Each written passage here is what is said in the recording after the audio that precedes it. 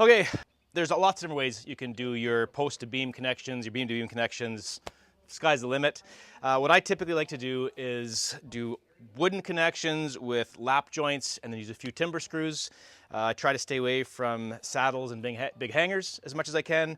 You can do oak dowels and fancy wood joinery, but this is kind of a nice hybrid of the two that allows for a fairly quick assembly and something that still looks really nice, and there's some nice joinery that's showcased.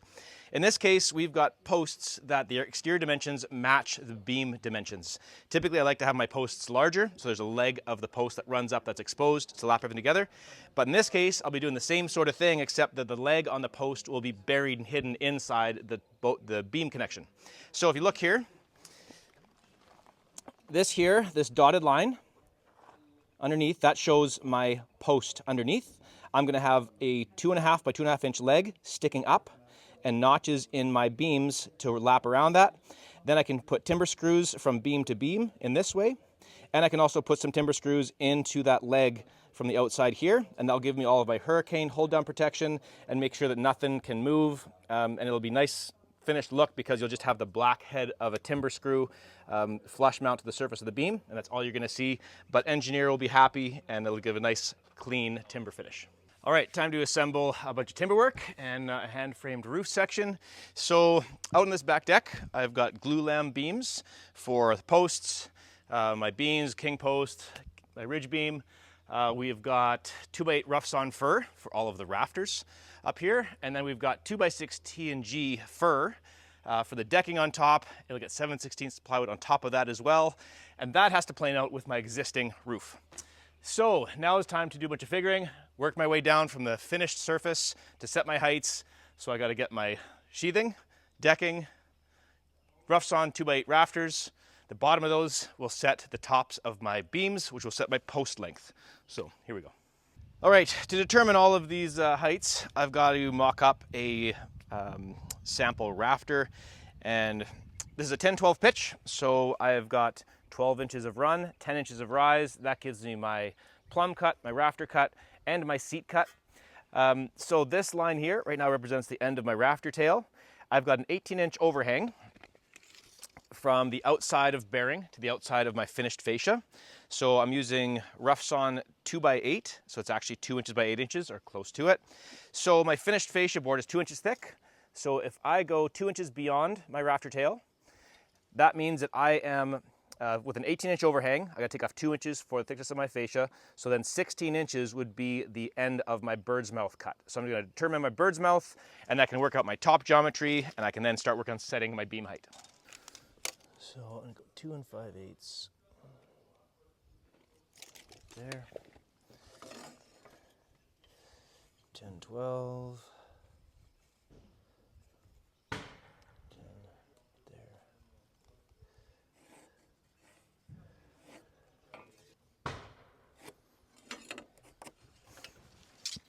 All right, there's my bird's mouth cut. That sets the top of my beam.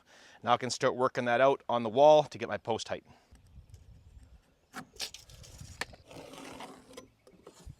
All right, so these heights are incredibly crucial, and some of the difficulty of this sort of a situation is that I am dealing with rough sawn fir.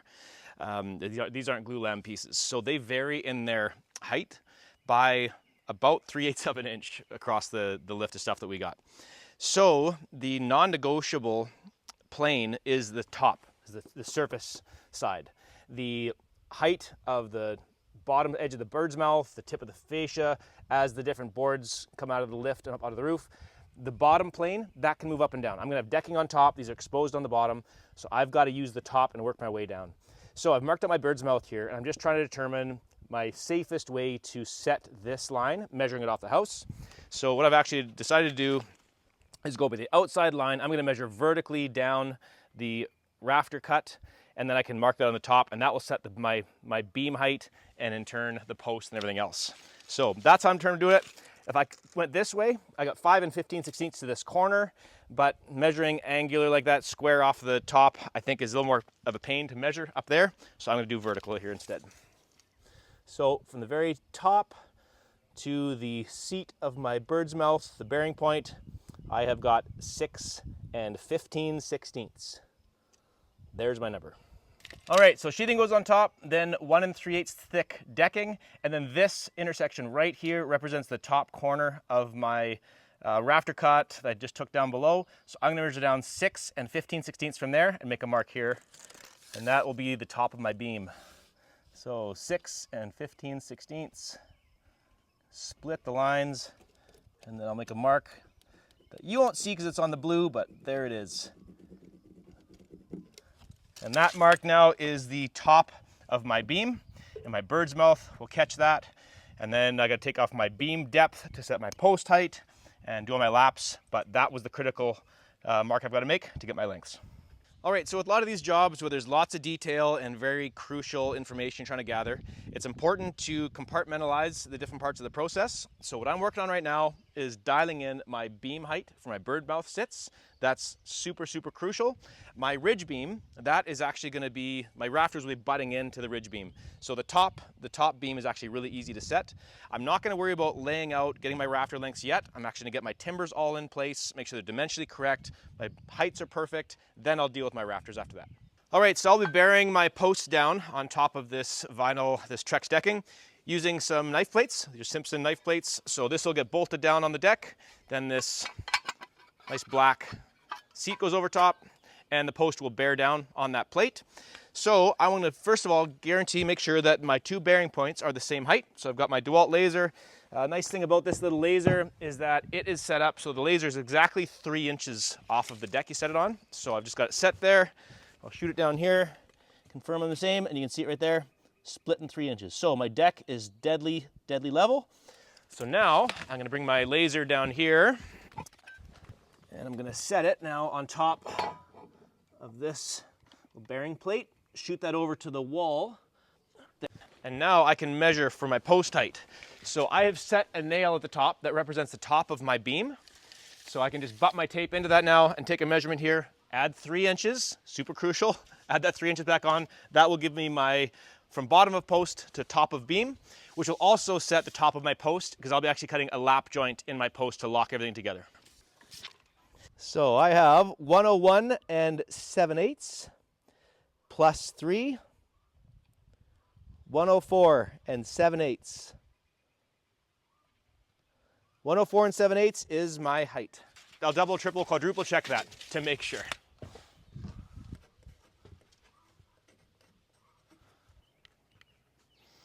Might start selling these little stickers here soon.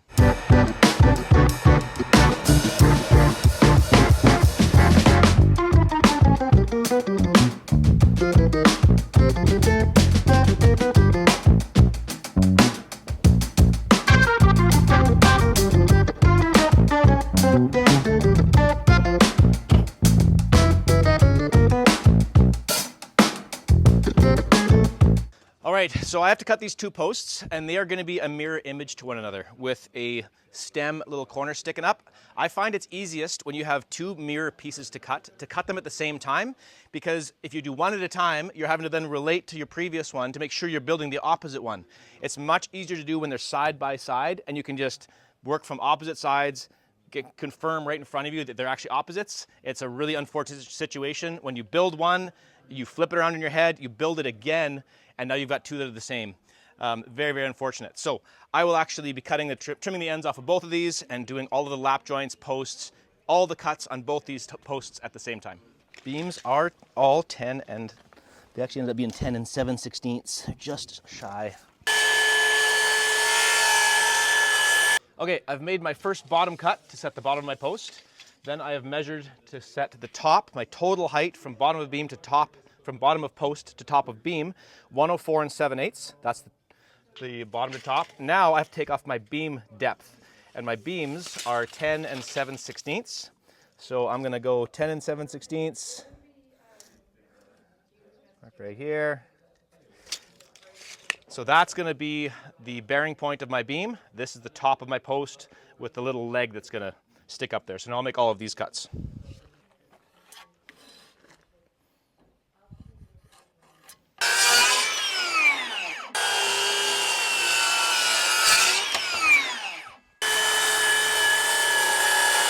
Okay, I've got to cut from both sides to get through these posts.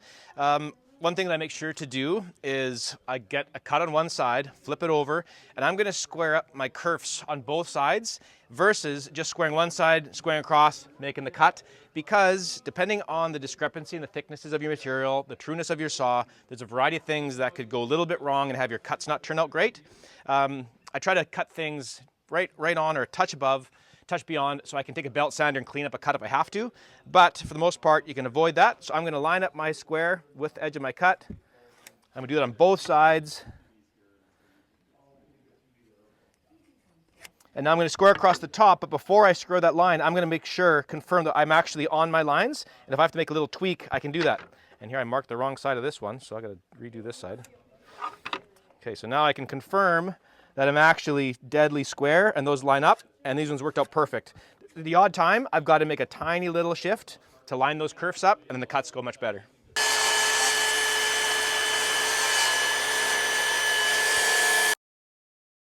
Another nice thing about squaring these lines all the way around is that as you're making your cut, you can lean over and double check that your kerf is actually following that line, and you can adjust the cant of your saw if you have to. So more things to keep an eye on and keep track of your cut.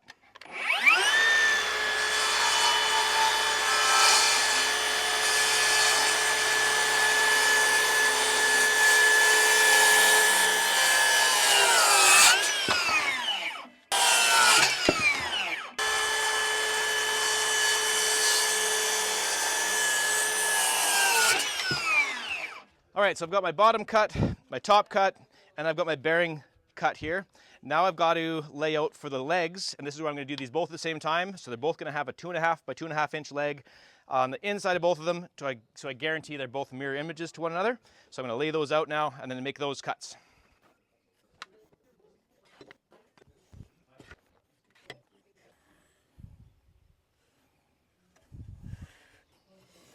All right, so I've got this all marked out. These are mirror images to one another. So this is this 2.5 inch by 2.5 inch leg that'll stick up here, and I've marked all the lines all the way around here. And now I can just take my saw, make all these cuts, finish them off with the Sawzall and a chainsaw a little bit. So we'll go through that here now.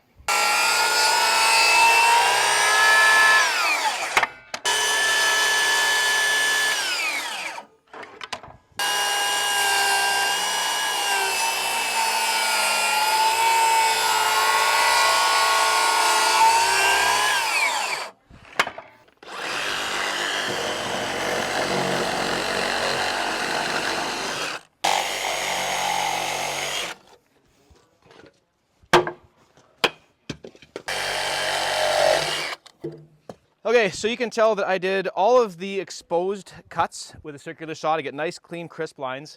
Finishing off the inside with a Sawzall to areas you can't reach is just fine because any of these areas are not going to be seen, and you can actually hog out a little bit of extra material so that your bearing points are right around the edges to make those nice and clean. So I'll clean this up with a chisel a little bit and score these out so I've got room. What you don't want is to do nice joinery around the edge and then have a high spot in the middle that your post actually bears on, making all of your joinery for doing it for nothing because you don't get to see the nice crisp connection at the outside. So carving a bit of extra away inside is a good simple practice. Just don't take too much.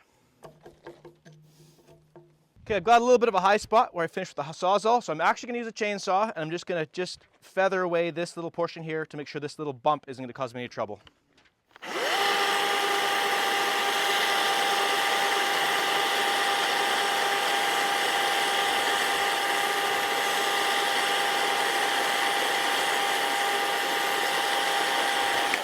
So you can see my chainsaw didn't touch any of my exterior lines. I just carved with that little tiny bump. Now I've got nice flat bearing for my beam. So now you can see that that is nice and crisp. Nothing sticking up. Let's look at the front here too. Lovely. Another important thing to do, I've got to extend this cut through this line here, another 3/4 of cut.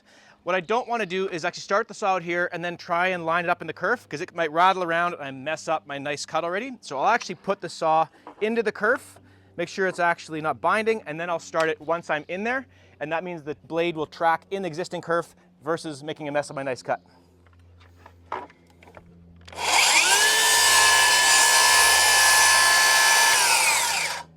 So I've done no damage. This is still nice and clean all the way around here. Another thing I'm going to do is put a tiny little 45-degree bevel around all of these connection points.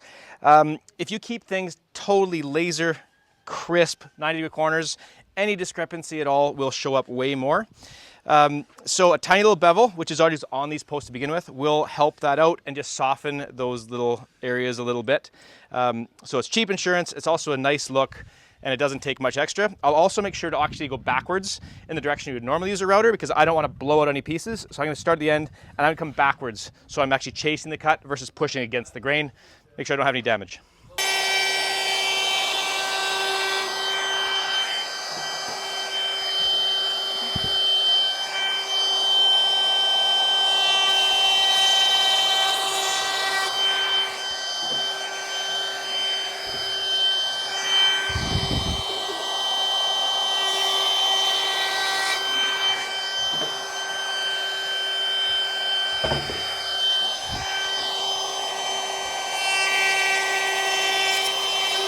And I'm not worried about routering these legs, because these will be completely enclosed inside the timberwork. You're not going to see this from any angle whatsoever. It's inside the joint.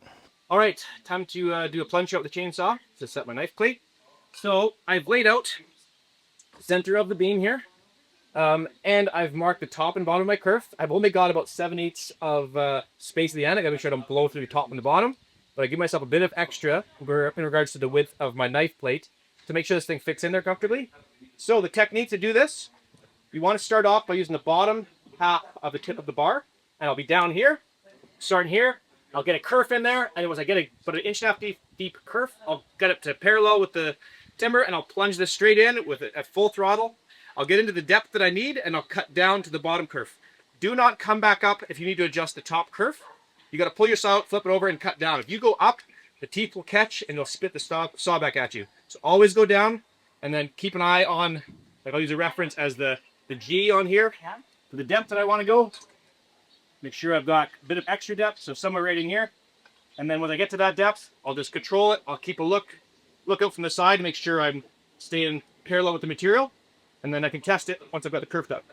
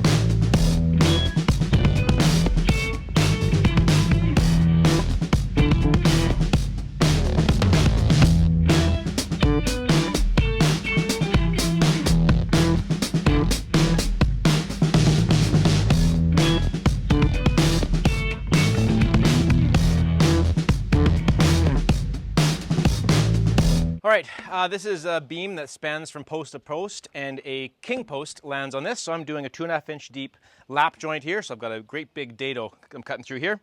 So I set the depth of my saw, did my outer cuts here, and then actually did a plunge cut on the top and the bottom to have nice crisp cuts on those edges, and then a bunch of passes through the middle that were just shallower than the depth of my plunge cut, so I didn't have any blowout back here. So now time to break these all out and carve this out flat in the center.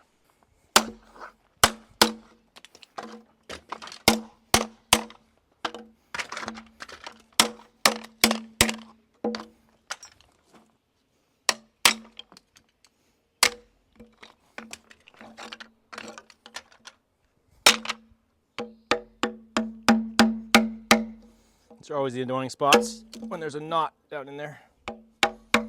Okay, time for the big chisel.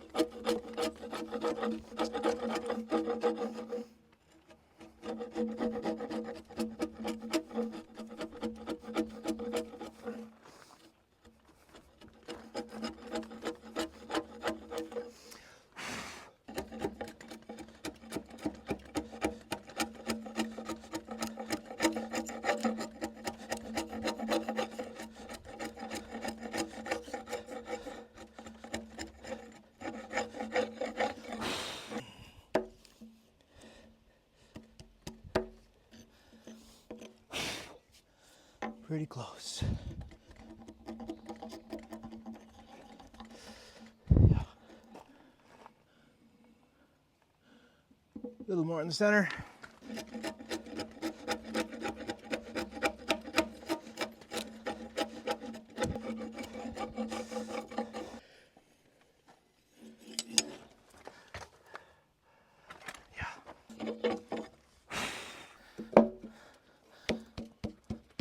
That'll do.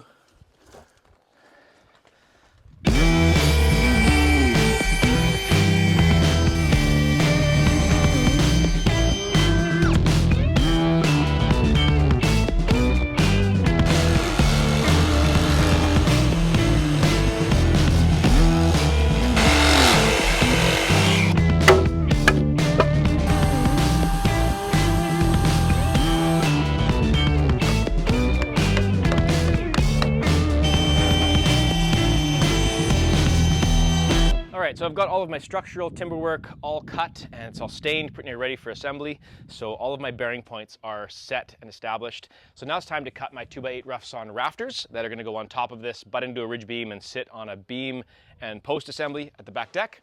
So for the rafters, we're using rough sawn 2x8 fir, which is going to vary in its dimensions a bit. By the time they run it through a mill, there's just variances that take place. So in order to get these perfectly cut, so the joinery is as good as I can get it, instead of just using the math, I've actually mocked up my beam, both my beams at the back, and I have built a template out of plywood. So I got a perfect rafter cut on the top of my plywood, a perfect rafter cut and bird's mouth on the bottom of my plywood, 2 separate pieces, and I butt the top one into my block at the top, butt the bottom one into my block and my beam at the bottom, overlap them and have screwed them together. So I'm totally foolproof here. So this thing is deadly straight. It's got my angles bang on, bird's mouth bang on. Now I'm going to just transfer the lines of that down onto my rafters. So this piece of plywood is perfectly deadly straight. My rafters, I'm going to crown them all up. I am not going to worry about the crown in the center. I'm going to make sure that my template here is perfectly flush to the top of my rafter where I've got to make my cuts and marks. So the other reality is that the 2x8, it varies in its depth. These ones, they go from like 7 3/4 to 8 1/8. The plane that I am concerned with is the top plane, where I'll be putting 2x6 T&G decking on it.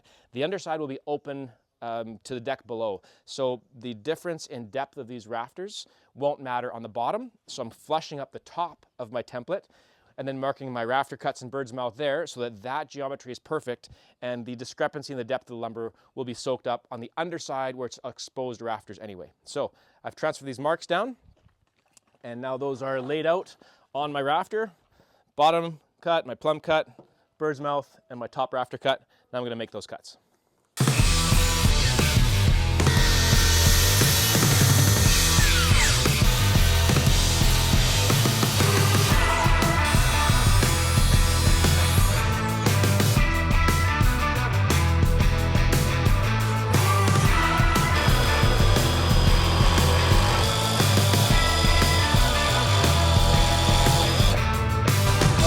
So now it's time to set up for how this is going to be connected to my ridge beam and my bottom beam.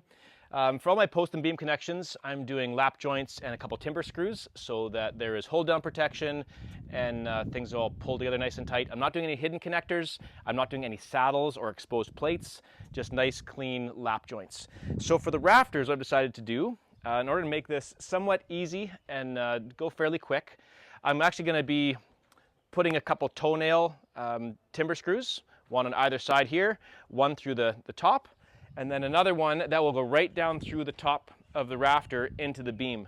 So the only exposed fasteners that will be seen are the 2 toenails in the rafter at the top. So I've made some jigs for that, and I'll show you how I'm putting those together.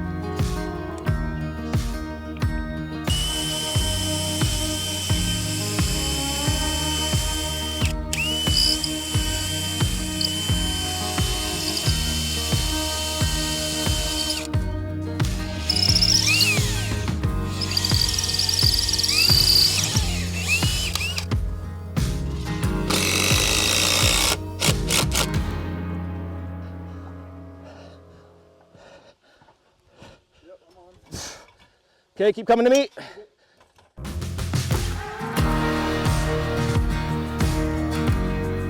Okay, up with it. Yeah. Out. Down, yeah. Come on.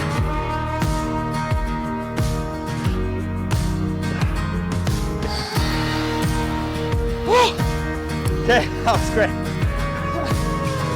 A wee bit western, but it was in there. Good work. Okay, I've marked out my holes here. Oftentimes I'll do these holes on the ground, but there was some unknowns here, so I want to do it in place. The one sad thing about this is some of this joinery that you do that you're proud of, no one else ever get to see it. That's pretty cool, but no one's ever going to see this, except you, I guess, who's watching.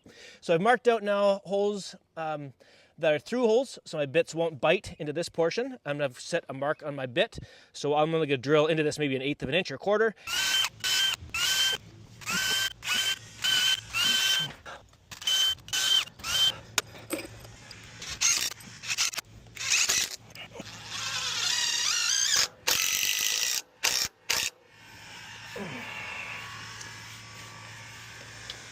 All right, here's my Kingpost. This leg lap is gonna fit in there. And then this notch here is gonna catch a ridge beam coming from there across to it. And my rafters on the outside will sit in this recess.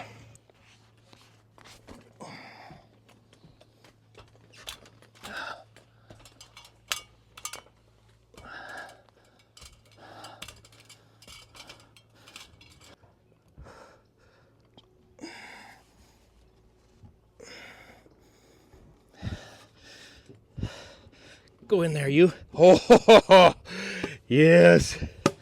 That's what I'm talking about. Right there.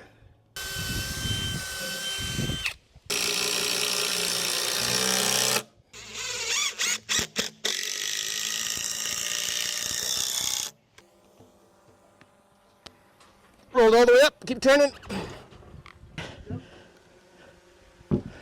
Hey. Ah. All right, there is the ridge beam in there. Hey, Bailey, don't die. And so that's got a leg up here. I can now tag it through here to fasten that. And this is gonna catch my outer rafters here. There'll be a decorative knee brace here and other stuff out beyond, but that's how that's finishing up. So no need for any exterior hardware. We'll have screws in here giving us all the hold down protection. And then there's basically a big tongue on the end of this beam that I notched down to 3.5 to run into a beam pocket that was built into that truss.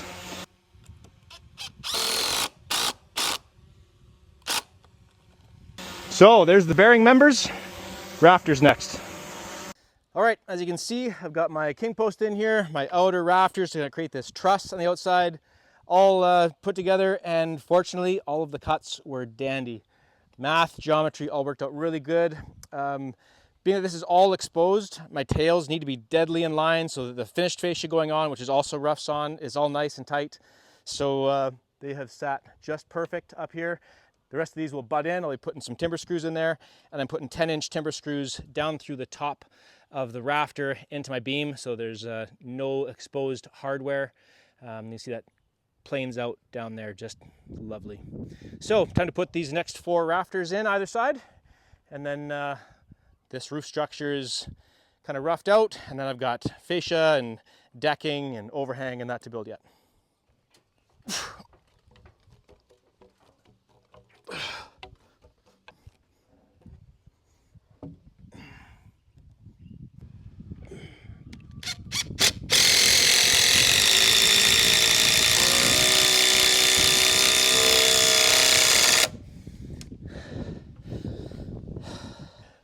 Ah.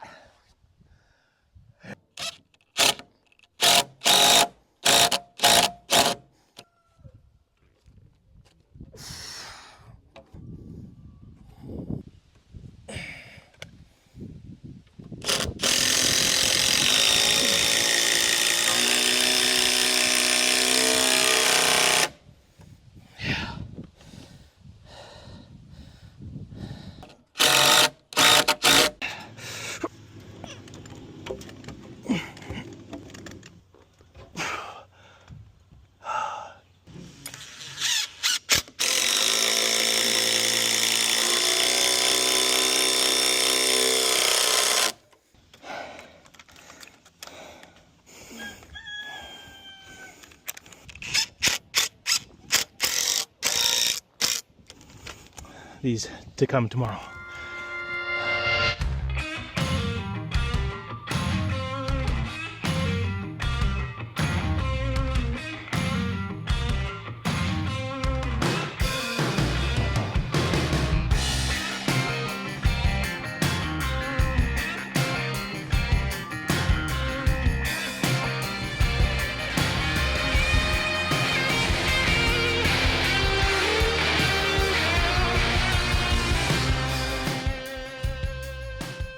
All right, next step is to get my decking on these rafters.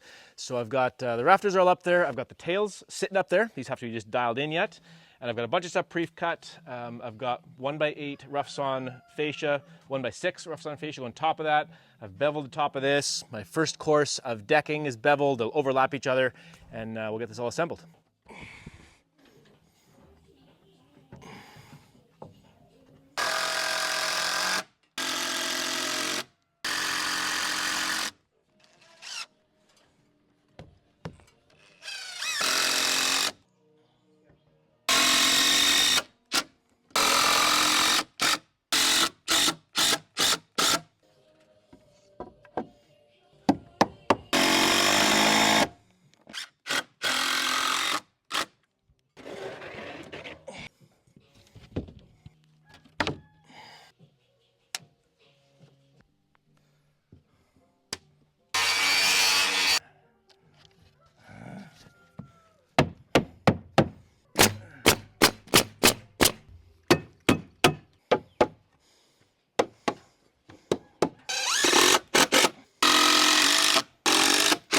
Okay, this board here has got a 5 thou wow in it. Let's see if I can close that up. It is, it's stubborn. Let's see if I can get it there.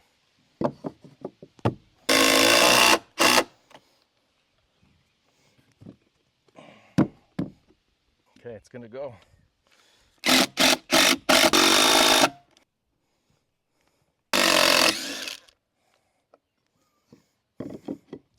There.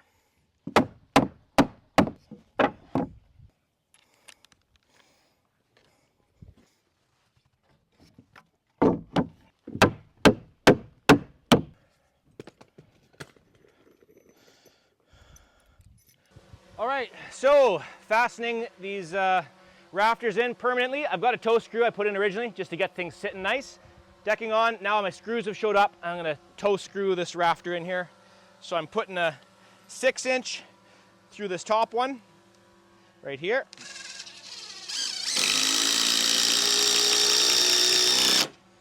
And then a 3.5-inch on either side, or 3-inch I think. Check that for square real quick. It's actually got to go this way a touch, so I'll push that over from this side first.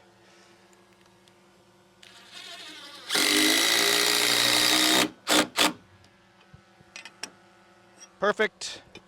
And now this one. And there it is. All locked in and tight.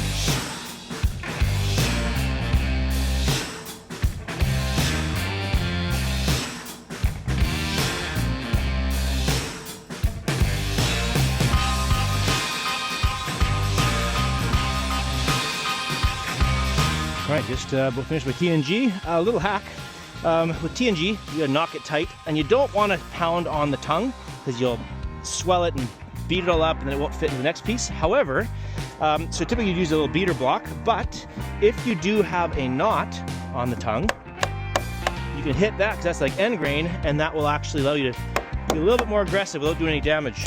It's a nice slick little fix here, saves me grabbing my beater block. So keep an eye out for knots along the tongue. You can tap on those.